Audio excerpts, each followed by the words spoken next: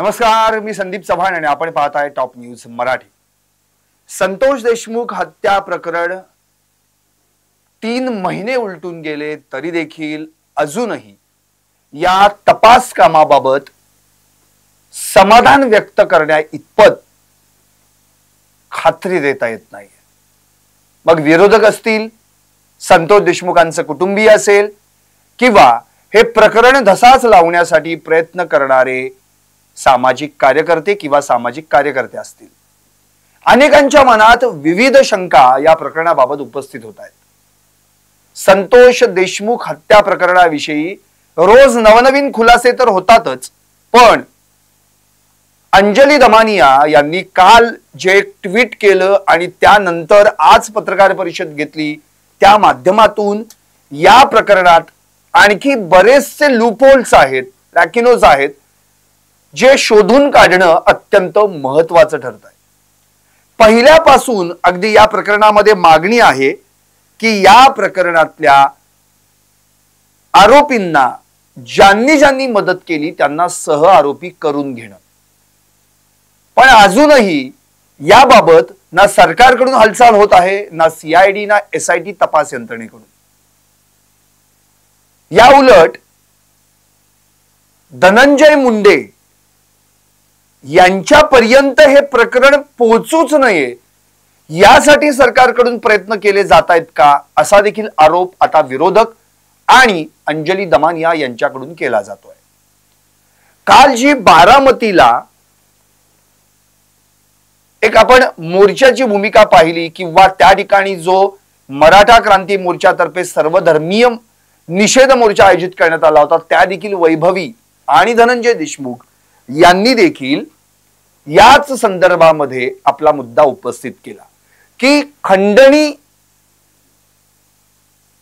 या प्रकारात अडथळा होतोय म्हणून माझ्या वडिलांना मारण्यात आलं, म्हणजे खंडणीमध्ये अडथळा येतोय म्हणून माझ्या वडिलांना संपवण्यात आलं। मग ही खंडणी जी मागितली जात होती ती नेमकी जाणार कुणाकडे होती, असा सवाल वैभवीनं उपस्थित केला। म्हणजे अगदी मुळापर्यंत या प्रकरणामध्ये जायला हवं असं तिने म्हटलंय। धनंजय देशमुखांनी तर अगदी सुरुवातीपासून या प्रकरणामध्ये जे कोणी या आरोपींना मदत करत होते त्यांना सह आरोपी करून घ्या अशी मागणी लावून धरली। म्हणजे अगदी चार्जशीट दाखल झाल्यानंतर तर या सह आरोपींच्या मागणीसाठी किंवा चार्जशीट दाखल होण्यापूर्वी 2 दिवस आधी अन्नत्याग आंदोलन देखील मस्साजोगकरांनी केलं होतं। त्यावेळी देखील त्यांच्या मागण्यांमध्ये जवळपास 10 जणांना सह आरोपी करून घेण्याची मागणी करण्यात आली। पण त्या मागणीकडे सरकार जाणून बुजून दुर्लक्ष करतंय का असा प्रश्न उपस्थित होतोय। आणि आज तर अंजली दमानिया यांनी थेट या प्रकरणी धनंजय मुंडे यांना देखील सह आरोपी करा असं म्हटलेलं आहे। त्यांच्या सोबतच त्यांनी आणखी नवीन 9 नावं घेतलेली आहेत। असं एकूण 10 जण या प्रकरणात सह आरोपी व्हायला पाहिजेत आणि जर ते घडलं तर धनंजय मुंडेंना अटक होण्याची शक्यता आहे असं देखील या ठिकाणी अंजली दमानिया यांनी म्हटलंय। आता अंजली दमानिया यांनी या प्रकरणातले वेगवेगळे ट्विस्ट देखील बाहेर काढलेले आहेत। त्यांचं असं म्हणणं आहे, म्हणजे त्यांच्या या संपूर्ण आत्ता प्रकरणाच्या ज्या काही भूमिका त्यांनी मांडलेल्या आहेत त्यामध्ये त्यांनी स्पष्टपणे म्हटलंय की या सगळ्या प्रकरणात अशी काही माणसं आहेत ज्यांचा रोल फार महत्वाचा आहे, जो थेट धनंजय मुंडेंशी कनेक्ट आहे। म्हणून तर मी या लाईव्हचं नावच ठेवलेलं आहे की मुंडे तांदळेवर भडकले होते। तांदळे, मोराळे, नंतर तो आंधळे, वायबसे, पाटील, महाजन यांना का मोकळं सोडण्यात आलंय, यांना आधी आत घालायला पाहिजे। जवळपास 10 नावं आहेत। म्हणजे धनंजय मुंडे यांच्यासह ज्यांना सह आरोपी करण्यात यावं अशी मागणी जी अंजली दमानिया करतात त्यामध्ये जी नवीन नावं आहेत, एलसीबीचे अधिकारी गित्ते यांना सगळं माहित होतं हे प्रकरण। म्हणजे संतोष देशमुखांचं अपहरण झाल्यापासून शेवटपर्यंत कुणी केलं इथून ते कुठपर्यंत ते गेले इथपर्यंत माहित होतं। ते एलसीबीचे अधिकारी गित्ते बालाजी तांदळे जो पहिल्यापासून या प्रकरणामध्ये इन्व्हॉल्व असल्याचा आरोप होतोय, प्रशांत महाजन केज पोलीस ठाण्याचे हे पीआय ज्यांची आता बदली म्हणजे सक्तीच्या रजेवर ते बीडच्या हेडक्वार्टरमध्ये, पण ते कधी आधीमध्ये येऊन बसतात केज पोलीस ठाण्यात कॉम्प्युटरवर, असाही आरोप मस्ताजोगकरांनी केला होता. नंतर सारंग आंधळे नंतर यांनी आरोपीला माहिती देत होता. राजेश पाटील PSI जे आता निलंबित आहेत आणि 29 नोव्हेंबरच्या फुटेजमध्ये देखील आपल्याला दिसलेले आहेत, 8 डिसेंबरच्या फुटेजमध्ये देखील दिसलेले आहेत. डॉक्टर वायबसे आणि त्यांची पत्नी हे दोघे तर कुठे आहेत काय पत्ताच नाहीये. अविनाश बारगळ म्हणजेच जे या बीड पोलीस ठाण्याचे SP होते आणि त्यांना बदली करून दुसरीकडे पाठवण्यात आलं. नंतर भागवत शेलार जे स्थानिक गुन्हे शाखा बीडशी संबंधित आहेत, हेड कॉन्स्टेबल, ज्यांनी मध्ये भलं मोठं पत्र लिहिलं होतं, त्यावर टॉप न्यूज मराठीने कार्यक्रम देखील केला होता की तेव्हा कुठे गेला होता पोलीस तुझा धर्म. आणि या भागवत शेलारांनी आम्ही किती तपास करताना आम्हाला त्रास होतो, आमच्या बायका मुलांना किती त्रास होतो, आम्हाला या सगळ्या प्रकरणामध्ये नाहक आम्ही तपास करत असताना सुद्धा रात्रंदिवस आरोपींचा शोध घेत असताना सुद्धा आमच्याकडे बोट दाखवलं जातं, अशी एक फेसबुक पोस्ट केली होती. नंतर त्यांनी ती फेसबुक पोस्ट डिलीट केली.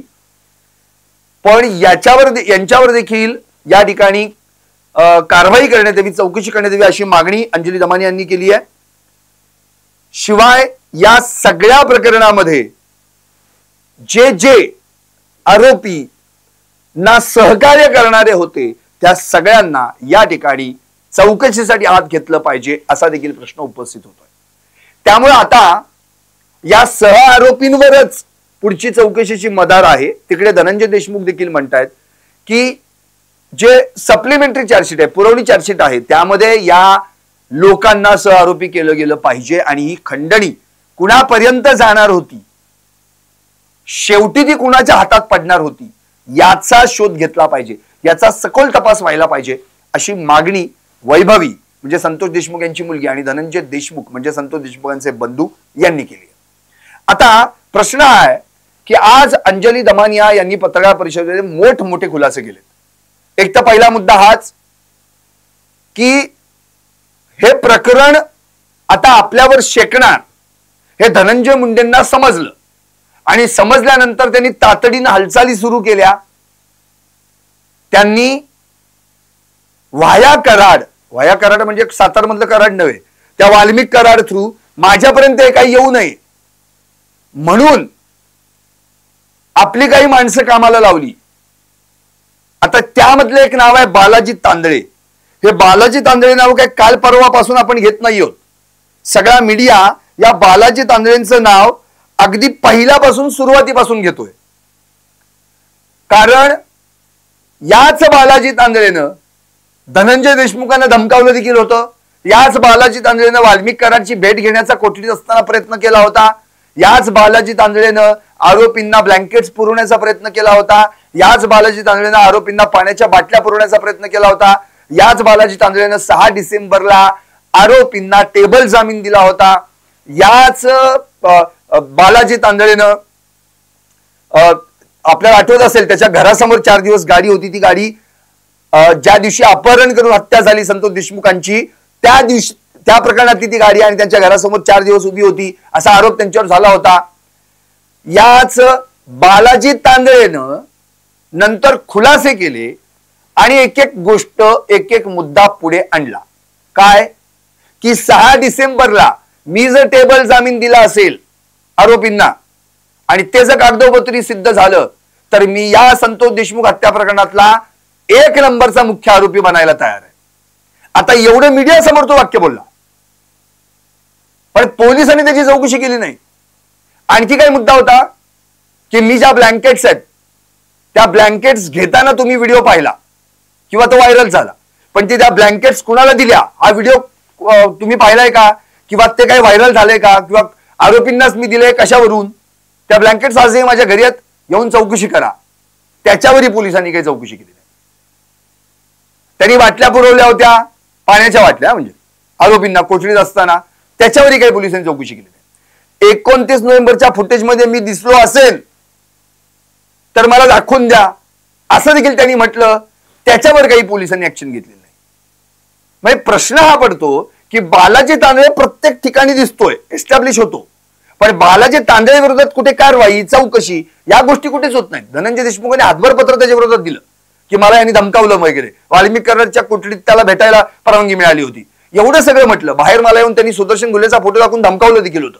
एवढं सगळं असून देखील या बालाजी तांदळेवर कारवाई का होत नाही असा प्रश्न केला. पण आता या बालाजी तांदळेची लिंक धनंजय मुंडेंशी जोडली गेलेली आहे. की अंजली दमानी यांनी सांगितलंय की अंजली दमानी असे म्हणतात की मुंडेंनी कराडला सरेंडर व्हायला लावलं होतं आणि याचे पुरावे माझ्याकडे आहेत असा दावा त्यांनी केलाय. दुसरी गोष्ट, या बालाजी तांदळेंवर मुंडे भडकले होते असं अंजली दमानी या म्हणाल्यात. कारण काय तेही त्यांनी स्पष्ट केलेलं आहे. या बालाजी तांदळेनं धनंजय देशमुख यांच्या साडूंना जाऊन सांगितलं, तशी माहिती अंजली दमानी यांनी मिळाली आहे. काय की आरोपींना पोलिसांनी नाही पकडलं, आम्हीच पकडून दिलंय, त्यासाठी 200 गाड्या लावल्या होत्या कामाला असं धनंजय देशमुखांच्या साडूंना सांगितलं. आणि ती माहिती अंजली दमानी यांनी घेतलेली आहे. आता बालाजी तांदळे या प्रकरणात जास्तच बोललाय, त्यामुळे मुंडेंना त्रास झालाय असं अंजली दमानी म्हणतायत. आणि यावरूनच धनंजय मुंडे बालाजी तांदळेवर भडकले होते आणि ते असं म्हणाले होते की तू जास्त बोलला म्हणून मला त्रास होतोय असं धनंजय मुंडे या बालाजी तांदळेला बोलले होते, त्याच्यावर भडकले होते असा दावा अंजली दमानिया यांनी केलेला आहे. आता हा काय काय बोलून गेलाय बालाजी तांदळे? कुणाला सांगतोय 60-70 गाड्या होत्या, कुणाला सांगतोय 200 गाड्या होत्या, कुणाला सांगतोय 250 गाड्या होत्या. या बालाजी तांदळेंनी एक पत्र दाखवलं होतं आपल्याला मीडिया समोर, आठवतंय? 15 डिसेंबरचं ते पत्र होतं. त्यामध्ये काय म्हटलेलं आहे की मला अमुक तमुक ठिकाणी पोलिसांनी माझी गाडी घेऊन मला त्या ठिकाणी आरोपींचा शोध घेण्यासाठी जाण्यास पाठवलेलं आहे. त्या ठिकाणी जावं, आरोपीचा शोध घ्यावा आणि आम्हाला कळलं की सांगावं. आणि ते पत्र देखील दाखवलं. स्थानिक गुन्हे शाखा बीड असं खाली त्याची सही पण आहे. त्याच्यावर 2 कॉन्स्टेबलची नावं पण आहेत, भागवत चलन आणि आणखी. तर आता मुळातच तांदळे, बालाजी तांदळे याला धनंजय मुंडेंनी 9 डिसेंबर पासूनच या प्रकरणातल्या आरोपींना ताबडतोब शोधून काढून पकडून आणण्याचं सांगितलं होतं असं अंजली दमानी यांनी म्हटलंय.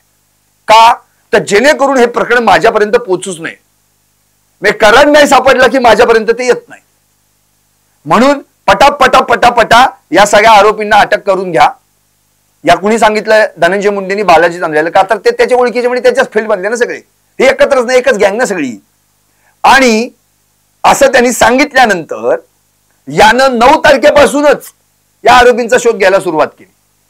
आता पोलीस खातं देखील याच आरोपींशी संगनमत, त्यात धनंजय मुंडेंचा दबाव, राजकीय दबाव. मग हा बालाजी तांदळे 9 डिसेंबर पासूनच पोलिसांसोबत आरोपींना शोधत फिरत होता. आणि कराड किंवा आपल्यापर्यंत हे प्रकरण पोहोचू नये म्हणून आरोपींना तत्काळ अटक करून तिथल्या तिथं हे प्रकरण निपटून टाका, त्यासाठी मुंडेंचे प्रयत्न होते असा आरोप अंजली दमानिया यांनी केलेला आहे. इतकंच नव्हे तर कराडला त्यासाठी 11 डिसेंबरला खंडणीच्या गुन्ह्यामध्ये त्या ठिकाणी आरोपी करण्यात आलाय. 29 नोव्हेंबरला खंडणी मागितली होती, गुन्हा दाखल झाला 11 डिसेंबरला. म्हणजे ते 2 दिवस आणि हे 12 दिवसांनी गुन्हा दाखल झालाय. तोपर्यंत 6 डिसेंबरची आवाजा कंपनीची मारहाण पण झाली होती. 9 डिसेंबरला संतोष देशमुखांचं अपहरण होऊन हत्या पण झाली होती. मग आता एवढं सगळं घडून देखील या ठिकाणी आरोपींना याच्या आधीच अटक करण्याची तयारी मुंडेंकडून होत होती. का? जेणेकरून हे सगळे जे संतोष देशमुख प्रकरणात ज्यांनी प्रत्यक्ष हत्या केलेली आहे त्यांना तातडीने अटक होऊन हे प्रकरण माझ्यापर्यंत येऊ नये, तिथंच फुल स्टॉप व्हावं. मग त्यासाठी आणखी काय करण्यात आलं तर वाल्मिक कराडला 11 डिसेंबरला खंडणीच्या गुन्ह्यात आरोपी करण्यात आला. म्हणजे गुन्हा घडला 29 नोव्हेंबरला, दाखल झाला 12 दिवसांनी. 12 दिवस का लागले हो दाखल व्हायला? हा पहिला प्रश्न आहे. त्या सुनील केंदू शिंदे, शिवाजी थोपटे या आवाजा कंपनीच्या अधिकाऱ्यांनी, कर्मचाऱ्यांनी या 12 दिवसांमध्ये का नाही पोलीस स्टेशन गाठून तक्रार दाखल केली? का ते गेले होते पण त्यांची तक्रार घेतली गेली नाही? तक्रार घेऊ नका असा दबाव त्यांच्यावर होता? नेमकं काय होतं? आणि मग तक्रार जर घ्यायचीच नव्हती मग 12 दिवसांनीच का घेतली गेली? 9 डिसेंबरला संतोष देशमुख यांच्या प्रकरणामध्ये हत्येच्या दिवशी सर्वात पहिल्यांदा शिवराज देशमुख जे संतोष देशमुखांचे आतेभाऊ ते त्या दिवशी त्यांच्या सोबत होते. त्यांनी त्याच दिवशी FIR नोंद केली. नंतर अर्थात त्या दिवशी जे काही समोर घडलंय ते पाहून माणूस घाबरलेला असतो. त्यामुळे जे काही दिसेल सुचेल ते मांडलं आणि 10 तारखेला पुरवणी जबाब त्या ठिकाणी त्यांनी मांडला. त्यामध्ये या आरोपींची बाकीच्यांची नावं आली. पण त्यामध्ये वाल्मिक कराड हे नाव नव्हतं. 103(1) मध्ये वाल्मिक कराड नाव नव्हतं. पूर्वीचं अर्थात आता BSNS 103(1) 103(1) आणि नंतर आपण भारतीय दंड संहिता IPC पाहिलं तर त्यामध्ये 302. त्यामध्ये वाल्मिक कराडचं नाव नव्हतं. वाल्मिक कराडचं नाव आलं कधी? 11 डिसेंबरच्या खंडणीच्या गुन्ह्यात. आणि त्याच्यासोबत 2 जणांची नावं आली. विष्णू चाटे ज्याचं नाव 302 मध्ये म्हणजेच 103(1) मध्ये होतच 9 डिसेंबरच्या, आणि सुदर्शन गुले त्याचंही नाव या 103(1) मध्ये होतच. एक्स्ट्रा नाव सगळ्यात शेवटी जे ऍड झालं ते वाल्मिक कराडचं होतं. ते ऍड केलं का करावं लागलं म्हणजे हत्येशी याचा काही संबंध नाहीये, खंडणीमध्ये ह्याला टाकायचा आणि इकडे हत्येचा तपास सुरू करून त्या हत्येतल्या सगळ्या आरोपींना अटक करायची. कराडचा आणि यांचा काही संबंध नाही, कराड सेफ मी सेफ, ही सगळी भूमिका होती का? असा देखील तपास अंजली दमानिया यांनी करावा असं म्हटलेलं आहे. आणि नंतर हे प्रकरण आता आपल्यावर शेकणार हे कळलं, मग त्याला सरेंडर देखील करायला सांगितलं गेलं असं देखील अंजली दमानिया यांनी म्हटलेलं आहे. कारण तुम्हाला आठवत असेल, कराड जेव्हा सरेंडर झाला, CID ला शरण आला पुण्यामध्ये, त्यानंतर त्याला 14 दिवसांची पोलीस कोठडी देण्यात आली आणि मग जेव्हा त्याला मकोका अंतर्गत अटक व्हायची आहे त्याच वेळी त्याच्यावर 302 म्हणजे 103(1) कलम लागला. तोपर्यंत त्याच्यावर फक्त खंडणीचा गुन्हा होता. पण आता प्रत्येक गोष्ट बाहेर निघणार हे धनंजय मुंडेंच्या लक्षात आलं होतं आणि या दरम्यान त्यांनी बालाजी तांदळे आणि बाकीच्या बऱ्याच जणांना कामाला लावलं होतं हे सगळं प्रकरण क्लिअर करण्यासाठी, निपटून टाकण्यासाठी. पण बालाजी तांदळे नको तिथं जास्त बोलून गेला, त्यामुळे मला त्रास झाला असं धनंजय मुंडेंनी म्हटलेलं आहे. त्यामुळं मुंडे बालाजी तांदळेवर भडकले होते आणि बालाजी तांदळेंनी धनंजय देशमुखांच्या साडून नाही जाऊन सांगितलं होतं की पोलिसांनी नाही पकडले आरोपी, मीच पकडले, आम्हीच पकडून दिले. एक प्रतीक घुले किंवा काय बाकीचे 1-2 सोडले तर बाकी सगळे आम्ही पकडून दिले असं तो सांगतोय. आपल्याला आठवत असेल 10,300 किलोमीटर मी फिरलो माझी गाडी घेऊन, स्वतः पोलिसांसोबत होतो मी, कारण की मी मदत केली पोलिसांनी, पोलिसांना मदत करणं माझं कर्तव्य आहे. अरे पण जो बालाजी तांदळे म्हणतो की धनंजय मुंडे आमचं दैवत, वाल्मिक कराड आमचे दैवत किंवा वाल्मिक कराडचं मी कार्यकर्ता असं तो म्हणतो, तो त्याच वाल्मिक कराडच्या टोळीतल्या लोकांना किंवा स्वतःच्याच मित्रांना कशाला पकडून देईल? आणि प्रश्न हा पडतो, पोलिसांना कधीपासून गरज लागली आरोपींच्याच मित्रांना सोबत घेऊन आरोपींना पकडण्याची? हे उंदराला मांजर साक्ष असा प्रकार झाला. हे कसं शक्य आहे? आरोपीचेच मित्र आरोपीला पकडून देतील आणि तो तर त्यात कितीतरी इन्व्हॉल्व्ह होता. कोरेगावचा माजी सरपंच, त्यामुळे कॉन्टॅक्ट विष्णू चाटेशी, वाल्मिक कराडशी, सुरुवातीपासून धनंजय मुंडेंचा कार्यकर्ता. मग या माणसाला आपल्या सोबत त्याच्या गाडीनं नेऊन आरोपीला पकडून घेण्यासाठी एवढी काय गरज पोलिसांना लागली होती? आणि याच्या दारात हा म्हणतोय की जी गाडी माझ्या दारात उभी होती तिथं पोलिसांनी कधीच नेली. भागवत चलांची गाडी माझ्या दारात उभी होती. तर भागवत चलान म्हणजे कोण? हेड कॉन्स्टेबल, ज्यांचं भलं मोठं पत्र आपण फेसबुकवर पाहिलं होतं आणि मग त्याच्यावर टॉप न्यूज मराठीने उत्तरही दिलं होतं. आता त्या भागवत चलारांना त्यांच्या घरी गाडी लावायला जागा नव्हती का? पोलीस स्टेशनला गाडी लावायला जागा नव्हती का? ती गाडी बालाजी तांदळेच्या घरी लावायची गरज काय? भागवत चलारांची गाडी, हेड कॉन्स्टेबल, म्हणजे हेड कॉन्स्टेबलकडे पण 4 व्हीलर आहे, हा पहिला मुद्दा. आणि पोलिसांची जर गाडी असेल तर पोलीस व्हॅन बालाजी तांदळेच्या दारात लावायचा संबंध येतो कुठं? काय म्हणजे काय गुत्ताच कळत नाही नेमका काय चाललंय. आता या बालाजी तांदळेला जेव्हा या पोलिसांनी आपल्या सोबत नेलं होतं तेव्हा तर सांगतोय 10,300 किलोमीटर फिरलो. पुणे म्हणू नका, ठाणे म्हणू नका, औरंगाबाद म्हणजे आता छत्रपती संभाजीनगर म्हणू नका, पार कर्नाटक फिरून आलो या आरोपींना पकडण्यासाठी. अरे तू नेमका कोण आहे? म्हणजे पोलीस मित्र आहेस का आरोपी मित्र आहेस? नेमका कोण आहे? तुला कोणी सांगितलं हा उद्योग करायला? आणि जेव्हा सहआरोपी करा अशी मागणी जेव्हा बालाजी तांदळे संदर्भात व्हायला लागली ना, त्यावेळी बालाजी तांदळे बिळातनं बाहेर येऊन मीडिया समोर आपल्या सगळ्या भूमिका मांडायला लागल्या आणि मांडायला सुरुवात केली त्यांनी. मग मी असं केलं आणि मी तसं केलं आणि मी याच्यात नव्हतोच वगैरे बरंच काय काय सांगितलंय त्यांनी. म्हणजे आपल्याला आठवत असेल त्यांनी क्लिअरच केलेलं आहे की मी या प्रकरणामध्ये कुठेही नव्हतो, मी फक्त आणि फक्त पोलिसांना मदत करत होतो आणि पोलिसांना मदत करणे आपलं कर्तव्य नाही का? हो, पण मग आरोपींना पण मदत करणं तुझं कर्तव्य होतं का? पाण्याच्या बाटल्या पोचवायच्या, रगी पोचवायच्या, त्यांना कोठडी जाऊन भेटायचं, तुला काय हवं काय नको विचारायचं, त्यांना शोधून काढण्यासाठी प्रयत्न करायचे, त्यांना जामीन पण मिळवून द्यायचा, त्यांच्यासोबत पोलीस स्टेशनच्या आवारात इकडे तिकडे बोंबलत फिरायचं. म्हणजे मुळात प्रश्न हाच आहे की या बालाजी तांदळेच्या संदर्भात आरोपपत्रात कुठेच कसं काही नाही, याच्यावर चौकशीचा फेरा का नाहीये, याच्यावर संशयाची सुई का घेतली जात नाही, त्याला तपासात का घेतलं जात नाहीये, त्याची चौकशी का होत नाहीये, हा प्रश्न पहिल्यापासून सगळ्यांना पडलेला आहे. आता या बालाजी तांदळेचा जो विषय आहे तो विषय तर मी तुमच्या समोर मांडलाच. म्हणजे यांनी आपल्याला सांगितलं, म्हणजे माहितीनुसार हा 9 डिसेंबर पासूनच फिरत होता पोलिसांसोबत तपास करायला आरोपींचा, आणि याला पत्र दिलंय कधी? 15 डिसेंबरला. हे कसं शक्य आहे?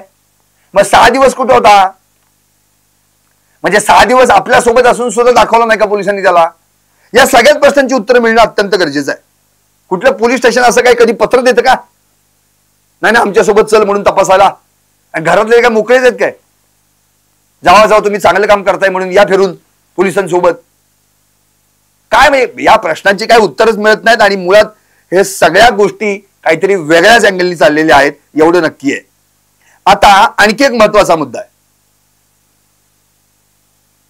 या सगळ्या प्रकरणामध्ये ज्यांना ज्यांना सहआरोपी करायची मागणी होतीये ना, त्यातली जी माणसं आहेत ती माणसं बरोबर एस्टॅब्लिश कशी होतात बघा. बालाजी तांदळेचा सगळा कच्चा चिट्टा आतापर्यंत सगळा बाहेर आलेला आहे. शिवलिंग मोराळे हे असं कॅरेक्टर आहे ना की या कॅरेक्टरनं अक्षरशः पुण्यातल्या ट्रॅफिकवरच संशय व्यक्त केला मी तर म्हणतो. म्हणजे ज्या पुणेकरांना घरून ऑफिसला यायला आणि ऑफिसमधून घरी जायला जिथं 15 मिनिटं असतील तिथं जर अर्धा तास लागत असेल, त्या ठिकाणीच येऊन त्यांनी पुण्यातली सगळी ट्रॅफिक समस्या सॉल्व्ह केली माझं तर मत आहे. शिवलिंग मोराळेचा पुण्यात सत्कारच केला पाहिजे. त्यांनी जर अशी भन्नाट म्हणजे एक गोष्ट सांगितली ना, भन्नाट कल्पना की विश्वास कुणी ठेवावा. म्हणजे आमचे सगळे पुण्यातले पत्रकार होते ना, म्हणजे आमचे रिपोर्टर पण समृद्धी जाधव असेल किंवा वेगवेगळ्या मीडियाचे प्रतिनिधी, त्याची जेव्हा मुलाखत घेत होते किंवा बाईट घेत होते हसत होते अक्षरशः की हा काय सांगतोय बाबा. म्हणजे कळलं झाले की याला म्हणजे एवढं कसं काय याला ज्ञान आमच्या पुण्याच्या ट्रॅफिकचं. सहज बोलून जातो तो. कारण की या शिवलिंग मोराळेच्या गाडीतून हा वाल्मिक कराड रुबाबात, थाटात, दिमाकात, धाकात पुणे CID च्या ऑफिस मध्ये उतरला होता, शरण आला होता. याचीच गाडी.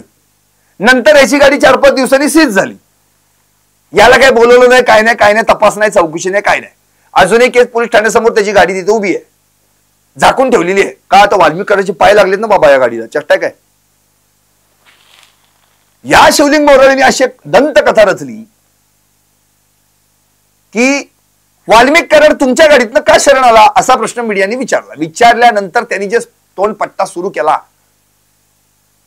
ते काय झालं, आम्ही पुण्यातच होतो आणि एका रस्त्यावर तिकडं मला वाल्मिक अण्णा दिसला, मग मी इकडे होतो आणि मग वाल्मिक अण्णांनी मला बघितलं, मी वाल्मिक अण्णाला बघितलं. मग तिथून वाल्मिक अण्णांनी मला विचारलं, अरे माझी गाडी छोटी, मी तुझ्या मोठ्या गाडीत येऊ का, मला अमुक ठिकाणी पोहोचव. मग मी म्हणलं हो अण्णा काय प्रॉब्लेम नाही, या तुम्ही. मग वाल्मिक अण्णा आले, मग माझ्या गाडीत बसले, मग मी तिथून त्यांना घेतलं आणि त्यांना जिथं पाहिजे तिथं सोडलं, आम्ही तिथं निघून गेलो. पुण्यातला असा कुठला रस्ता आहे ज्या रस्त्याच्या डाव्या आणि उजव्या बाजूला उभं राहून एकमेकांशी सहजपणे गप्पा मारू शकतो, बोलू शकतो, एकमेकांचं बोलणं एकमेकांना ऐकायला येऊ शकतं? असा कुठला रस्ता आहे दाखवा आणि 100 रुपये मिळवा अशी परिस्थिती आहे. आणि ज्या पुण्यात डावीकडून उजवीकडे जाताना आमच्याकडे ट्रॅफिक होते, उजवीकडून डावीकडे येताना ट्रॅफिक होते, त्या पुण्यात हे सहज एकमेकांशी त्या रस्त्यावरून एकमेकांचा आपला आवाज ऐकून, संभाषण ऐकून एकमेकांच्या गाडीत बसतात, एका गाडीतून दुसऱ्या गाडीत घालतात आणि तिथं आणून सोडतात. हा कुठला प्रकार आहे? अशा सगळ्या खोटारड्या गोष्टीवर पोलिसांनी विश्वास ठेवावा. बर, विश्वास ठेवला तो ठेवला, परत त्या शिवलिंग मोराळ्याला चौकशीसाठी घ्यायला पाहिजे ताब्यात, ते बाजूलाच राहिलं. पण नेमकं चाललंय काय? कारण की 30 डिसेंबरला म्हणजे हा 31 डिसेंबरला वाड्या शरण आला, त्याच्या आदल्या दिवशी सोलापूर धुळे मार्गावर वाशी टोल नाक्याची आधी त्यांनी पोटपूजा केली, पेटपूजा केली, मग काय पेट्रोल भरलं आणि त्यावेळी ज्या गाड्या टोल नाक्यावरून पास झाल्यात ना त्या गाड्यांमध्ये एक गाडी शिवलिंग मोराळ्याची होती असे कितीतरी जण सांगतायत. त्याचं सीसीटीव्ही फुटेज आहे. त्यांच्या काळ्या काचा होत्या म्हणून आत कोण बसलं हे दिसलं नाही. मग अशा वाल्मिक कराडनं ज्याने 30 डिसेंबरला बीड सोडलंय, परळी सोडलंय, तो 31 डिसेंबरला पुण्यात दुसऱ्या गाडीत कसा असेल? त्या शिवलिंग मोराळ्याच्याच गाडीत असणार ना. आणि मस्साचूक करायनंतर थेट आरोप केलाय की हा वाल्मिक कराड इकडे तिकडे फिरत असताना या शिवलिंग मोराळेच्या घरी राहिला होता. त्यामुळे या शिवलिंग मोराळेला देखील ताब्यात घेणं अत्यंत गरजेचं आहे, त्याला सहआरोपी करणं गरजेचं आहे. पण हे सगळं बाजूला राहिलंय, कुणी यांच्याकडे बघणं झालंय, कुणी यांच्याबद्दल विचारणं झालंय.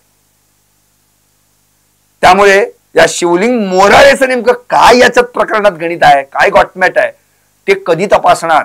ही सगळी नावं सहआरोपी म्हणून सप्लिमेंटरी चार्जशीट मध्ये यायला हवीत, पण त्याचा विचार कुणी करेना. पुढे आणखी एक दुसरं नाव आहे, एलसीबी अधिकारी गित्ते, स्थानिक गुन्हे शाखा,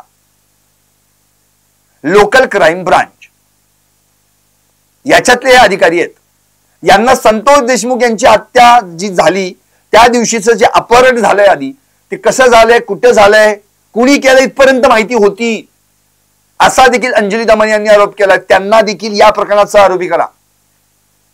म्हणजे याच्यात पोलीसच सामील आहेत. खरं तर अंजली दमानी यांनी जी 10 नावं घेतली त्यात पोलीस किती आहेत बघा.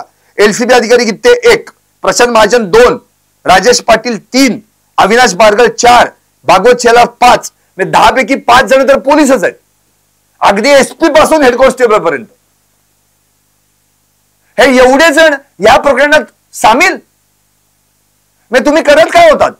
म्हणजे एखाद्या माणसाला मारण्याचा प्लॅन राजकारणी, पोलीस आणि गुंड या तिघांनी मिळून आखलाय. अहो कसा सुटणार तो? हालहाल करून मारला त्याला, तो सुटणारच कसा? कारण की याच 3 गोष्टी जर एकत्र आल्या तर जाम झालाच तो. मी कुणी मारायचं हे सांगितलंय, कसं मारायचं हे ठरलंय, आणि मारस्तवर कुणी त्याला सोडवायचं नाही हेही ठरलेलं आहे. म्हणजे वाचवणारे पण त्यात, अडकवणारे पण त्यात, सगळे एकत्र होते आणि सोडवणाऱ्यांना मात्र लांब कुठेतरी ठेवलं होतं. अख्खं मस्सा जोकर, अहो किती 200, 400, 500 उंबऱ्याचं गाव, फार फार तर 2000, 2500 लोकसंख्या असलेलं गाव. जेव्हा संतोष देशमुख यांचं अपहरण झालं हे कळालं ना, त्या क्षणाला शिवराज देशमुख तिथे होताच ना, आते भाऊ संतोष देशमुखांचा. त्यांनी तातडीने हालचाली सुरू केल्या, फोन केले, धनंजय देशमुखांना फोन केला. धनंजय देशमुख माणसं ग्रामस्थ सगळे पटापटा केस पोलीस स्टेशनला आली. हे मोठमोठा मॉब मोठा केस पोलीस स्टेशनला होता. त्यावेळी सगळे अधिकारी होते, तो राजेश पाटील, तो प्रशांत महाजन, आणखी गँग होती, गित्ते फित्ते काय होती ते. हे सगळे काय गोट्या खेळत होते का एकमेकांची? फिर्याद नोंदवायला सुद्धा वेळ लावला. मस्सा जोकर म्हणतायत आम्हाला फक्त लोकेशन सांगा, कुठे गाडी ट्रेस होतीये, आम्ही जातो आणि संतोष देशमुखांना घेऊन येतो. डायरेक्शन चुकीची दिली, चुकीची डायरेक्शन दिली. जायचं होतं एकीकडे शोधायला, पाठवलं भलतीकडेच. बर एवढं करून धनंजय देशमुख फोन करतायत त्या विष्णू चाटेला की बाबा सांग तुझ्या पोरांनी कुठे नेलंय माझ्या भावाला. तो एकच सांगायचा, सोडतो 10 मिनिटात माणूस, सोडतो 15 मिनिटात माणूस. धनंजय देशमुख जेव्हा हे प्रशांत महाजनला सांगायचा त्या केज पोलीस स्टेशनच्या पीआयला, तेव्हा तो म्हणायचा हो माझं पण बोलणं चालू आहे, काळजी करू नका, येईल 10-15 मिनिटात. असं खेळवत ठेवलं विष्णू चाटे आणि प्रशांत महाजननी. या प्रशांत महाजननी पोलीस ड्रेस घालून खेळवत ठेवलं आणि त्या विष्णू चाटेनी खोटा राजकारणी बळीजाव आणून त्यांना खेळवत ठेवलं. दोघांनी टोलवा टोलवी केली. धनंजय देशमुख साधे भोळे बिचारे विश्वास ठेवला आणि विश्वासघात केला. त्या राजेश पाटलांनी तर हेच केलं. धनंजय देशमुखांचा मित्र म्हणवतो हा. त्याच्या घरातला पसारा धनंजय देशमुखांच्या घरातल्यांनी आवरून दिला आणि यांनी काय केलं, मित्राचाच विश्वासघात केला. गाडी केसकडे वळवायच्या ऐवजी कळमकडे वळवली. म्हणजे संतोष देशमुखांच्या मृत्यूनंतर सुद्धा त्यांना बदनाम करण्याचा कट ज्यांनी रचला त्यात हा राजेश पाटील सहभागी होता. हा राजेश पाटील कुठे कुठे इन्व्हॉल्व आहे बघा. केस पोलीस स्टेशनचा PSI तरी अजूनही आजूबाजूला बोंबलत फिरतो, निलंबित झाला तरी सस्पेंड तरी बोंबलत फिरतोय. 8 डिसेंबर सुदर्शन घुले सोबत चहा प्यायला बसलाय केज मधल्या हॉटेलमध्ये. काय घेणं देणं तुझा आरोपीचा आणि तुझं काय घेणं देणं आहे. सुदर्शन घुले हा आरोपी आहे. 7-8 गुन्हे दाखल आहेत त्याच्यावर, सर्राईत गुन्हेगार. त्याच्याशी पोलिसाची इतकी दोस्ती की तो हॉटेलमध्ये जाऊन चहा पीत बसतोय. हे आम्हाला दिसलं म्हणून, फुटेज आलं बाहेर म्हणून. एरवी तुम्ही दोघं मिळून काय करताय तुमचं तुम्हालाच माहिती. काय तुमचा घेणं देणं आहे आम्हाला नाहीतरी. कोण सुदर्शन घुले कोण राजेश पाटील, कुठल्या महाराष्ट्राला कोणाला माहिती होती दोघं. पण या दोघांनी ज्यांनी ज्यांना त्रास दिला ना त्यांना कळाले नाही कोण आहेत. आणि हा सुदर्शन घुले आणि राजेश पाटील तिथे चहा पीत बसलेत. बर धनंजय देशमुख तुझा मित्र आहे. तुला माहितीये 6 डिसेंबरला धनंजय देशमुखांचेच बंधू संतोष देशमुख, सुदर्शन घुलेची माणसं आणि संतोष देशमुख यांचे ग्रामस्थ यांच्यात मारहाण झाली, बाचाबाची झाली, हाणामारी झाली, माहितीये तुला. मग तुझं काम काय आहे. त्याच दिवशी 6 तारखेला त्या आरोपींना अटक करणं आहे. ज्या आरोपीच्या हातात बेड्या घालायला पाहिजे होत्या अॅट्रॉसिटीच्या गुन्ह्याखाली, मारहाणीच्या गुन्ह्याखाली, त्याच आरोपीच्या सोबत तू एकाच टॅबलावर चहा पीत बसला. घडलंय 6ला, 8 तारखेला चहा पितोय. नेमकं चाललंय काय. आणि त्याच हॉटेलमध्ये योगायोगानं धनंजय देशमुख आणि त्यांचे मित्र बसले होते. ते या राजेश पाटीलनं पाहिलं. मग वेटरच्या मार्फत निरोप देऊन त्यांना बोलवून घेतलं. त्यांना त्या ठिकाणी बसवलं. एक चर्चा झाली. आता त्या ठिकाणी धनंजय देशमुख एवढंच म्हणाले असतील बाबा अरे तर काय बोलणार. हाच होता ज्यांनी परवा मारहाण झाली आणि माझ्या भावाला डायरेक्ट म्हणालाय की खंडणीमध्ये अडथळा आणतोस काय, तुला बघून घेईन, तुला सोडणार नाही म्हणून. त्या सुदर्शन घुले सोबत तू बसतोयस. धनंजय देशमुख आपल्या मित्राला म्हणत असतील ना अरे तू माझा मित्र आहेस ना, आणि त्या आरोपी सोबत बसलाय तू चापीत. बरं त्याने अटक पण केली नाही. बरं झालं ते गेलं, आता मिटवा, नको डोक्याला त्रास करून घेऊ, मिटवाय. धनंजय देशमुख मिटवण्यासाठीच बसले असतील ना. किंवा ह्यांनी तिथं शायनिंग मारली असेल, थांबा थांबा मी मिटवतो, काळजी करू नका. सुदर्शन घुलेला घेऊ त्या ठिकाणी सांगतो, समजून सांगतो बाबा हे आता मिटव, आता काय पुढे वाढवू नका म्हणून. धनंजय देशमुख पुन्हा साधे भोळे आपले, विश्वास ठेवला. एवढंच नव्हे, चहा हसडलं त्यांनी आणि बिल भरलं ह्यांनी. धनंजय देशमुखांनी त्यांच्या चहाचं बिल भरलंय आणि ते गेले दोघे निघून. धनंजय देशमुख बसले आपल्या परत मित्रासोबत. नंतर बऱ्याच वेळाने ते जेव्हा बाहेर आले तेव्हा बघतायत तरी दोघेही त्या विष्णूसाठीच्या कार्यालयात आहेतच. ती ब्लॅक स्कॉर्पिओ त्याची आहेच 3333. आणि जो दरोड्यातला आरोपी एका गावाला दरोडा टाकायला गेला होता सुदर्शन घुले, त्याची जो काही ग्रुप आहे त्याचा 333 काय ग्रुप आहे, त्यात सुदर्शन तो सुधीर सांगळे, ते प्रतीक घुले वगैरे, ते जयराम चाटे फिटे, ते कृष्ण आंधळे बिंदळे घेऊन गेलता. तो काय झालं त्या गावातल्यांना कळलं, ठोकून काढलं, सगळी पळाली. गाडी होती ती पण फार चेपटून टाकली होती त्याची. नंतर दुसरी गाडी घेतली 333. त्यातला आरोपी हा. त्याच्या आधी बरेचसे गुन्हे केलेले आहेत. मारामारी, दमदाटी, शिवीगाळ करणे, मुक्कादमकी, एक तातीचा मुक्कादम, उचला उचली, या सगळ्या प्रकरणातला आरोपी या PSIचा मित्र कसा काय असू शकतो? चोरच जर पोलिसच जर चोराला साक्ष बनला तर संपलंच ना सगळं, खेळच खाल्लाच झाला. राहिलंय काय? या प्रकरणात सगळ्यात मोठे दोषी कोण असतील तर पोलीस आहेत. पोलीस आहेत. या पोलिसांच्याच या सगळ्या चुकीच्या याच्यामुळेच हे सगळं घडलेलं आहे, बाकी काय नाही. पोलिसांनी जाणून बुजून कानाडोळा केला. पोलीसच याच्यात सामील होते.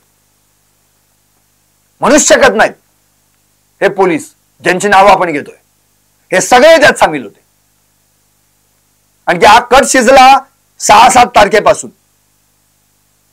त्या सगळ्यांना ह्याच्यात सहभागी करून घेण्यात आलेला आहे त्या वाल्मिक कराराच्या माध्यमातून. सगळे जण एकत्र होते.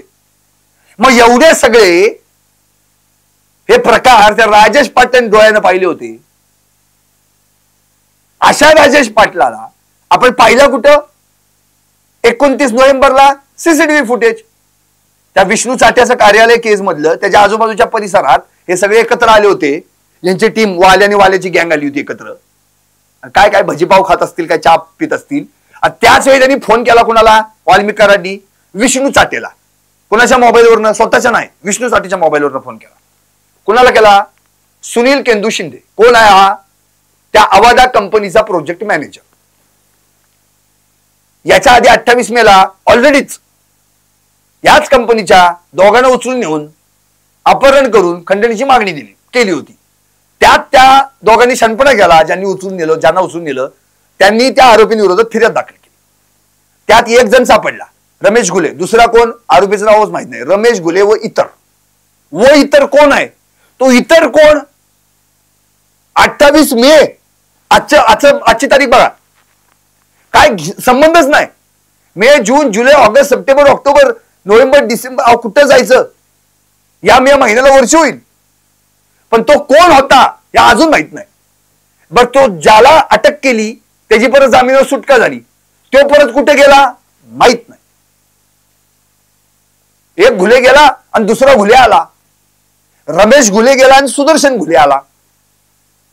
या विष्णू साठेला फोन केला कोणी?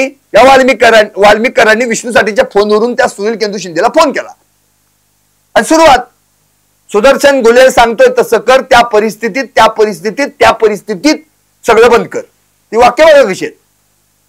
सुदर्शन घुले ज्या परिस्थितीत सांगतोय त्या परिस्थितीत बंद कर. अरे काय हसडली शिवी त्याला. त्याच्याकडनं उत्तर एकच, होय अण्णा, नाही अण्णा, हो अण्णा, हो अण्णा. बंद करा कंपनी, नाही तर याद राखा, हो अण्णा. मेसेज देतो. अरे काय म्हणजे मुळातच या सुनील केंदू शिंदेला पण माहित होतं या आवादा कंपनीचे जे कोण कर्मचारी आहेत, अधिकारी आहेत, की अरे आपण ऑलरेडी आपल्या मालकाला, आपल्या ज्या आवादा कंपनीचे मेन कोण आहेत त्याला इन्फॉर्म करायला पाहिजे की बाबा काय नेमकं हे चाललंय, आम्हाला इथं राहायचंय, जगायचंय, त्रास होतोय आम्हाला, इथे एक्स्टॉर्शन चे प्रकार घडतायत, तुम्ही लक्ष करा. कोण अजूनही या प्रकरणामध्ये आवादा कंपनीच्या एकाही अधिकाऱ्यांनी कुठल्याही प्रकारचं नोटिफिकेशन दिलेलं नाही, कुठल्याही प्रकारचं खुलासा केलेला नाही, कुठल्याही प्रकारची भूमिका स्पष्ट केलेली नाही. या आवादा कंपनी आहे तरी काय? अरे एका माणसाचा जीव गेलाय, हाल करून मारलाय त्याला. कधी आलाय का बघायला आवादा कंपनीचा मालक? मस्साजोग मध्ये माझा प्लांट आहे, त्या प्लांटच्या बाबतीत खंडणीच्या माध्यमातून एका माणसाची हत्या झाली आहे, तर चला आपण त्यांच्या घरी जाऊन बघूयात म्हणून आलाय का आवाजा कंपनीचा मालक? कोण आहे? किती मोठा असा ना तू, एक जीव असतो, तो जीवाचं मोल नसतं, अनमोल असतं ते. आणि त्या गावाचं अनमोल रत्न गेलंय. संतोष या शब्दाचा अर्थ आनंद आहे. अख्ख्या गावाचा आनंद गेलाय. संतोष देशमुख गेले, आनंद गेला. तुम्हाला काहीच वाटत नाही आवाजाला? त्या मी तर म्हणतो त्या आवाजा कंपनीचे कोण आहेत अधिकारी त्या सगळ्यांना घ्या पहिले, त्यांच्या मालकापर्यंत नोटीस पाठवा. पण त्यांचे हात वरती अडकलेले आहेत, त्यामुळे ते काय बोलत नाहीत. सगळं आपलं टाइमपास चाललाय, दुसरं काही नाही. जे वाटेल ते करा, जे वाटेल ते बोला, खेळा, तुम्हाला जे म्हणायचं ते म्हणा, आमचा काही संबंध नाही याच्याशी. आमचं आपलं चालू देत, जीव गेला गेला. कुठल्या कुठे लिंक काही तिथं फोन केला त्याला अशी धमकी दिली. आता अशी धमकी मिळाल्यानंतर एखादा माणूस पोलीस स्टेशनला जातो ना, बाबा अरे 28 मेला पण घडले, परत आपल्याला धमकी आली, चला बाबा पोलीस स्टेशनला जाऊ. नाही, गप. थोड्या वेळ तो सुदर्शन घुले तिथे गेला आणि परत त्यांनी त्याला तेच सांगितलं. वाल्मिक अण्णांनी काय सांगितलं लक्षात आहे ना, ती 2 कोटीची खंडणीचं ते सगळं व्हायला पाहिजे. दिला दम, एवढं सगळं केलं, आला तिथून निघून. म्हणजे एकाच दिवशी त्याला फोनवरनं पण धमकी आली आणि प्रत्यक्षात पण धमकी आली. तरी देखील या खंडणीच्या तक्रारीची भूमिका या कंपनीच्या अधिकाऱ्यांकडून कर्मचाऱ्यांकडून मांडता आली नाही, त्यांनी घेतली नाही. का असं? 29 तारखेलाच फिर्याद दाखल व्हायला पाहिजे होती, त्याच वेळी एस्टॅब्लिश झाले असताना वाल्मिक कराड. 29 नोव्हेंबरलाच खेळ संपला होता या वाल्मिक कराडचा. 29 नोव्हेंबरलाच खेळ संपला होता. त्याच दिवशी फिर्याद दाखल झाली असती, वाल्मिक कराड विरुद्ध गुन्हा दाखल झाला असता, खंडणीचा आरोपी क्लिअर झाला असता, सुदर्शन घुले आला होता त्याचंही नाव आलं असतं, विष्णू साठेच्या मोबाईलवरून झाला, विष्णू साठे पण आला. तिघांचेही नाव खंडणीच्या गुन्ह्यात त्या दिवशी दाखल होत होती. पण 12 दिवसानंतर या तिघांवर खंडणीचा गुन्हा दाखल झाला. तोपर्यंत या सगळ्यांनी मिळून संतोष देशमुखांना हाल हाल करून मारून त्यांचा जीव घेतला होता. त्या 29 नोव्हेंबर नंतर 6 डिसेंबर, या 6 डिसेंबरला तर हाईटच झाली हो. हे राजेश पाटील, हे प्रशांत महाजन, हे दोघे जे होते ना, ज्या केस पोलीस स्टेशनला, एक पीआय एक पीएसआय, 6 डिसेंबरला एवढी मोठी घटना त्या आवाजा कंपनीत घडली आहे. अहो, ऍट्रॉसिटीचा पण गुन्हा दाखल केला, फिर्याद नाही घेतली. 6 डिसेंबरला सुदर्शन घुले त्याची कंपनी, ते प्रतीक घुले, तो जयराम चाटेन, महेश केदार, सुधीर सांगणे, कृष्णा आंधळे, ही सगळी गँग गेली तिथं. गँग गेलेली गँग. आणि पुढच्या मागचा विचार न करता सरळ त्या अशोक सोनवणेंना बेदम मारहाण केली, शिवीगाळ केली, जातीवाचक शिवीगाळ केली, गेटची तोडफोड केली, कर्मचाऱ्यांना 2-3 कानाखाली लगावून दिल्या. त्यावेळी जे प्रकार घडला मारहाणीचा, शिवीगाळीचा, तो प्रकार तुम्ही दाखल करून घेतला नाही. मग तुमची ड्युटी काय होती? म्हणजे जे अवैध कंपनीवर गेलेत त्यात सुदर्शन घुले होता, तोच सुदर्शन घुले 8 तारखेला राजेश पाटलाच्या समोर टेबलावर चहा पीत बसतो. म्हणजे तुमची ओळख काय 8 तारखेला झाली का सकाळी? नाही, दोघे एकाच हॉटेलमध्ये घुसले, काय तुम्ही चहा प्यायला आलो? नाही, मी पण चहा प्यायला आलो, चला जरा बसू एका टेबलावर, असं आहे का? आज तुमच्या आधीपासून मैत्री आहे आणि त्याच्या अधिकारी जे गुन्हे केले त्यात पण तुम्ही त्याला सोडवलेला आहे. म्हणून तर त्याचा पुढचा प्लॅन आखण्यासाठी 8 तारखेला बसलात तुम्ही.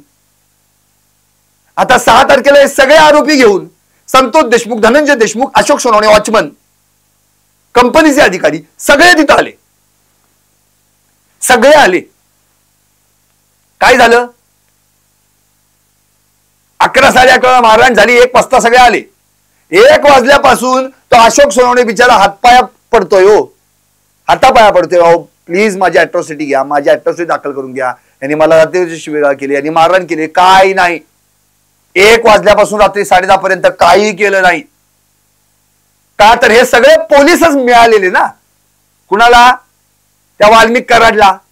कारण 29 नोव्हेंबरच्या फुटेजमध्ये तो राजेश पाटील आहे. तो राजेश पाटील केस पोलीस ठाण्याचा पीएसआय आहे. प्रशांत महाजन इन्व्हॉल्व आहे. आता हे सगळी माणसं त्या वाल्याची, म्हणजे त्या विष्णू चाटीची, आता चाटीची टाळकी सगळी. त्यामुळे राजकीय दबाव वेगळा, वाल्याची दहशत वेगळी. आता कसं काय यांना आरोपी करायचं किंवा यांच्यावर गुन्हा दाखल करायचा? मग झाली फोनाफोनी सुरू. आला त्या चाटेचा फोन. कुणाला? त्या पाटलाला आणि महाजनला. झालं, फिर्याद नोंदवून घेतलीच नाही. मग काहीतरी तर आपल्याला दाखवायला पाहिजे लोकांसमोर. मग काहीतरी आपली केली चिरमिरी केस. आता त्या केसमध्ये पण जामीन द्यायला पाहिजे. तोपर्यंत सेटिंग केली होती विष्णू चाटेनी. तिथं बोलवलं होतं बालाजी तांदळेला. 5 मिनिटात आला पट्ट्या, 5च मिनिटात लगेच जामीन दिला, टेबल जामीन. झालं, सगळे मोकळे. सुदर्शन गुले घरी, प्रतीक तो गुले घरी, जयराम चाटे घरी, कृष्णा आंधळे, सुधीर सांगळे सगळे घरी. आणि त्रास कुणाला सुरू झाला? संतोष देशमुखांना. फोनाफोनी. एक तर आधीच त्या सुदर्शन गुन्हेली धमकी दिली होती, खंडणीमध्ये अडवायतोस काय, तुला बघून घेईन, तुला सोडणार नाही म्हणून. ही पहिली 6 डिसेंबरची धमकी. डोक्यात सुरू झाली संतोष देशमुखांच्या चक्र. टेन्शन, भीती. एक तर ही सगळी अशी थर्ड क्लास माणसं, ही नीच प्रवृत्तीची, गुंड प्रवृत्तीची, त्यात वाल्याची माणसं, त्या चाट्याची माणसं. त्या कळलं होतं संतोष देशमुखांना. लातूरला गेले दुसऱ्या दिवशी बिचारे ते. घरातल्यांना सगळ्यांना सांगितलं, वैभवीला सांगितलं, भावाला सांगितलं, धनंजय देशमुखांना जाता जाता पत्नीला सांगितलं. एवढं म्हणलं पण ते वैभवीला, बाबा उद्या माझं काय बरं वाईट झालं तर काळजी घे म्हणून. इथपर्यंत एवढी त्यांना धास्ती लागली, टेन्शन आलं. सारखे फोन का, तर 7 तारखेपासून त्या विष्णू साठेचा तगादा सुरू झाला. तुला वाल्मिकांना जिवंत सोडणार नाही, तुला वाल्मिकांना जिवंत सोडणार नाही. हाच होता तो विष्णू साठे. मोबाईलवरनं सारखे फोन करून त्यांना त्रास देणारा, कायम त्रास. आणखी त्यांना कसं तरी झालं. त्या संजय केदारचा एक फोन आला, सांगवी सारणी. ती पण अश्विनी देशमुखांनी जबाब दिलाय संतोष देशमुखांच्या पत्नीनं, की वाल्मिकांना त्यांच्या थ्रू निरोप दिला होता, यामध्ये पडू नको म्हणून सांग त्याला. बघा किती चारी बाजूने घेरला संतोष देशमुखांना. शेवटी वैतागले संतोष देशमुख. कसे तरी रात्री झोपले. 8 तारखेला उसळ खाल्ली होती असं म्हणाले अश्विनी देशमुख त्यांच्या पत्नी. कसं तरी जेवले आपलं थोडंफार झालं. आणि 9 तारखेला आले, सोमवार, उपवास. आले केजला परत कामाला लातूरवरनं. काय त्यांचं काय काम असेल ते. इकडं आईनी, हा बाबा पोरगा आता कुठे, तर पोरगा आलंय लातूरवरनं केजला, येईल थोड्या वेळात जेवायला घरी 1, 2, 2:30 वाजता. त्या तयारीनिशी आपलं निघाले. नाही हो करत 3, 3:30ला संतोष देशमुख आता कुठे चालले होते? मस्साजोगला. आणि मस्साजोगला जायची तयारी करतानाच त्यांच्या माग गेली 2 दिवस यांनी प्लॅन आखला होता, कट रचला होता. 2 दिवस यांच्या मागे गाड्या लावल्या होत्या, कुठं जात आहेत कुठं नाहीत सगळी टीप. तो सिद्धार्थ सोनावणे, तो कल्याणचा, ज्याला कल्याणमध्ये अटक केली मोकळ्या पटांगणात, तिथे गेला असेल बालाजी तांदळे शायनिंग मारायला. आता त्याला तिथे अटक झाली, त्याच्यावर तिथं मकोग लागला, पण पुरावाच नाही. आला बाहेर पडला, आरोपपत्रात नावच नाही त्याचं. आता मस्साजोगला निघणार तेवढ्यात त्या उमरी टोल नाक्यावर आले. झालं ते डोणगावच्या फाट्यावर त्या उमरी टोल नाका. आणि तिथंच बरोबर यांनी मोका साधला. आणि पुढे काय झालं अख्ख्या महाराष्ट्राला माहिती. मग हे सगळं जे 2 दिवसात ऑलरेडी कट कारस्थान शिजलंय, त्यात ही सगळी गापडी सामील आहेत. सगळी. हे राजेश पाटील, हे प्रशांत महाजन, हे पोलीस बिलीस, हे सगळे, हे मोराळे फिराळे तांदळे बिंदळे सगळे त्याच्यात. कोण नाही असं नाही. सगळ्यांना सगळं माहित होतं कुठं काय चाललंय, कुठं काय होणार आहे ते. आणि या सगळ्यांनी मिळून गेम केला, घात केला संतोष देशमुखांचा. अरे ज्या पोलिसांनी रक्षण करायचं असतं सर्वसामान्य माणसांचं, त्याच पोलिसांनी सर्वसामान्य माणसांचा जो मारायला आलाय त्याला मदत केलेली आहे. सदरक्षणाय खल निग्रहणाय म्हणतात, इथं झालं उलटच. सद निग्रहणाय आणि खल रक्षणाय अशी भूमिका पोलिसांनी पार पाडली. चांगल्याचं रक्षण करायचं सोडून वाईटाचं रक्षण केलं यांनी.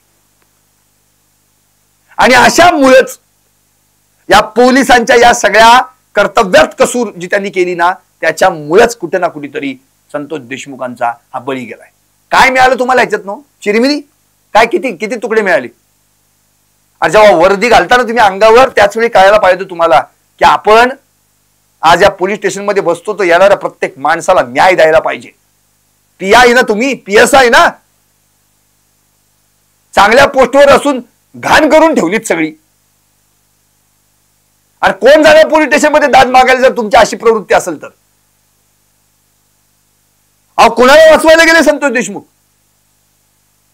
जात पात धर्म नाही बघितला, माणूस की माणूस ही जात आणि माणूस की अधर्म वास, त्याला वाचवायला गेले आणि स्वतःचा जीव गेला.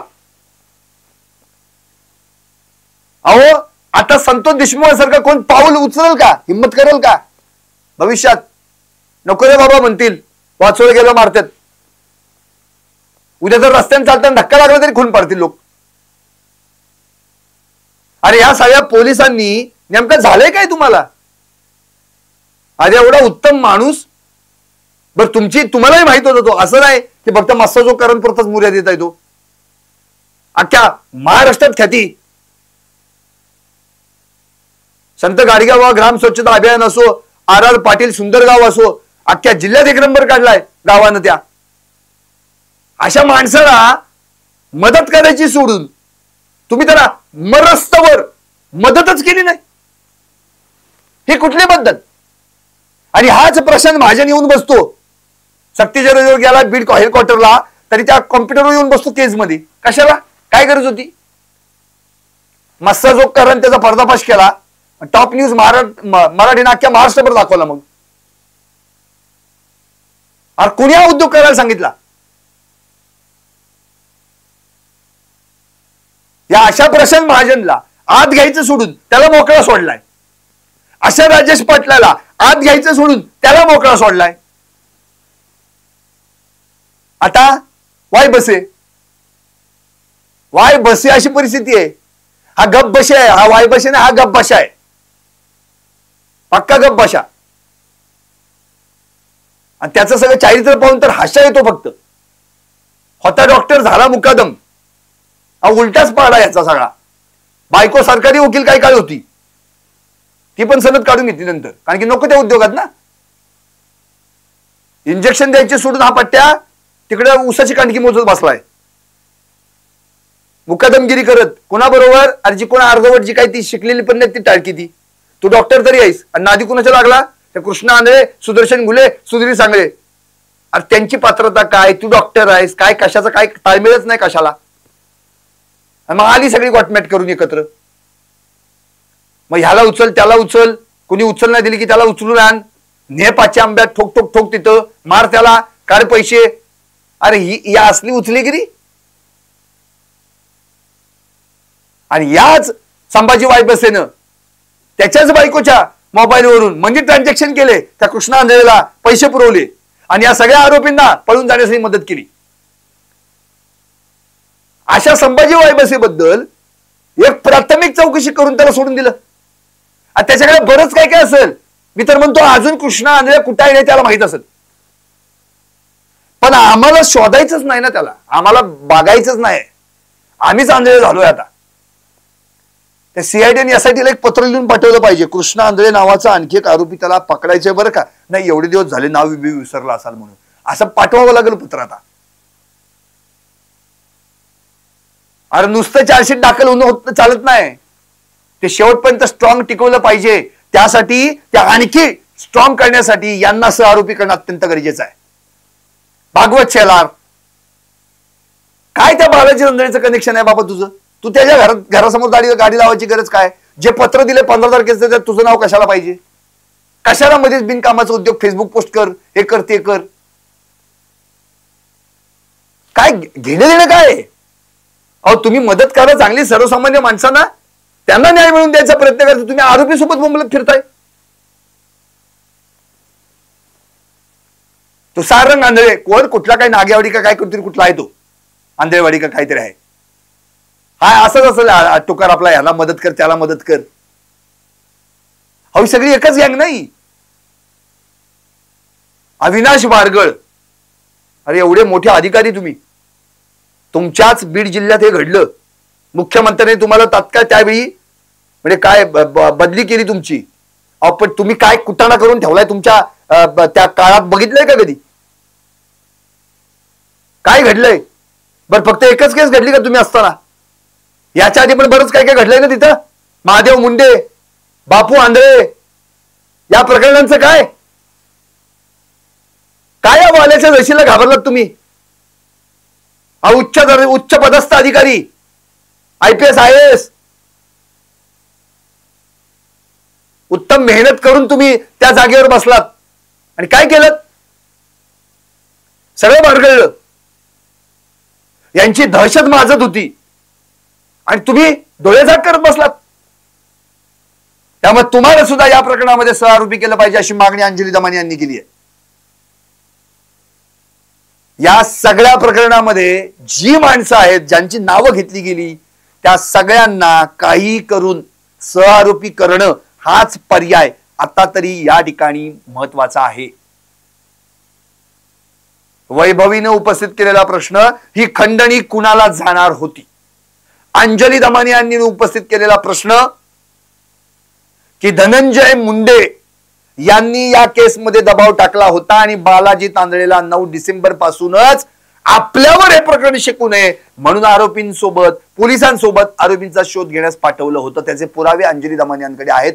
त्यांनी ते पुरावे नवनीत कावत, बीडचे SP आणि नंतर CID कडे सुद्धा पाठवलेत. आणि अत्यंत महत्वाचा मुद्दा, जी ज्युडिशियल इन्क्वायरी आता या संदर्भामध्ये बसलेली आहे, तहालियानी यांच्याकडे सुद्धा त्या पाठवणार आहेत. त्यांची प्रत्यक्ष भेट घेऊन त्यांना ते पुरावे देणार आहेत. आणि या खटल्यासाठी नियुक्त करण्यात आलेले विशेष सरकारी वकील उज्ज्वल निकम यांची सुद्धा भेट घेऊन त्यांना देखील हे पुरावे अंजली दमानी आज सादर करणार आहेत. त्यामुळे आता या सगळ्या प्रकरणांचा जो काही कच्चा चिट्टा आहे तो मी तुमच्या समोर मांडला. अत्यंत महत्वाचं होतंय. ह्याच्यातलं सार एकच आहे, धनंजय मुंडेंना सहआरोपी करा. तांदळे, मोराळे, महाजन, पाटील, वायबसे, आंधळे, आणखी काही बाकीची नावं आहेत, या सगळ्यांना सहआरोपी करणं गरजेचं आहे. ती काम मोकाट सोडलीत. यांना मोकाट सोडल्यामुळं या केस, ही जे केस सुसाट जायला पाहिजे ना, ती कुठेतरी हे ब्रेक लावतील. त्यामुळे या सगळ्यांचा चौकशीचा ससेमिरा अत्यंत महत्वाचा आहे. तो कोणत्याही परिस्थितीत यांना अटक करणं, यांच्यापर्यंत चौकशी पोहोचवणं आणि यांना आत घेऊन त्यांच्याकडनं या सगळ्या आरोपींशी आणखी कुठे कुठे कनेक्शन्स आहेत का ते शोधून काढणं हे अत्यंत गरजेचं आहे. ते जोपर्यंत लोकांपर्यंत पोहोचत नाही तोपर्यंत या प्रकरणात नेमकं काय चाललंय, काय घडतंय हे कळून येणार नाही. म्हणून या ठिकाणी अंजली दमानिया यांनी जो काही आता महत्वाचा मुद्दा पत्रकार परिषदेच्या माध्यमातून उपस्थित केलाय किंवा कालचं जे त्यांनी ट्विट केलेलं आहे त्याचा तपास कुठे ना कुठेतरी लवकरात लवकर होणं गरजेचं आहे. पाहत राहा टॉप न्यूज मराठी, आपला महाराष्ट्र, आपली बात.